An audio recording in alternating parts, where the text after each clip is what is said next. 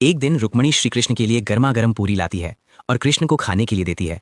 जैसे ही श्री कृष्ण पूरी को खाते हैं, पूरी गर्म होने की वजह से उनका मुंह जल जाता है और उनके मुंह से राधा शब्द निकल जाता है। राधा शब्द सुनते ही रुक्मणी श्री कृष्ण से पूछती हैं, हे नाथ, एक सवाल हमेशा मेरे मन को चीरता रहता है। मैं आपकी अर्धांगिनी हूँ और मेरे अलावा भी आपकी बहुत सारी पत्नियां हैं, फिर आप सब कुछ में राधा का नाम ही क्यों लेते हैं? और राधा है कौन? ये तो आपकी किसी पत्नी में से भी नहीं है। फिर श्री कृष्ण कहते हैं कि अभिमान करने से पहले एक बार बरसाना जाकर राधा से मिलकर तो आओ। फिर रुक्मणी बरसाना जाती है और राधा के महल के पास पहुंचती है। जैसे ही वह महल के अंदर आती है तो उन्हें बगीचे में एक लड़की दिखाई देती है। रुक्मणी उस लड़की से पूछती है, क्या तुम ही राधा हो? लेकिन लड़की बोलती है कि मैं राधा की दासी हूँ, राधा तो अपने कमरे में है। तभी रुक्मणी राधा के कमरे की ओर जाती है और सोचती है कि उनकी दासी इतनी सुंदर है तो राधा कितनी सुंदर होगी।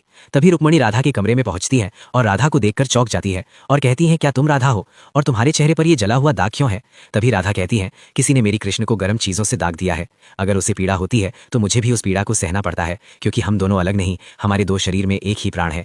अब रुक्मणी जी को समझ में आ गया कि क्यों कृष्णा हमेशा राधा रानी का नाम लेते हैं। अगर आपने भी राधा रानी के दिव्य प्रेम को महसूस किया हो तो लाइक, फॉलो और कमेंट में राधे राधे लिखो, आपकी हर कष्ट दूर होगी।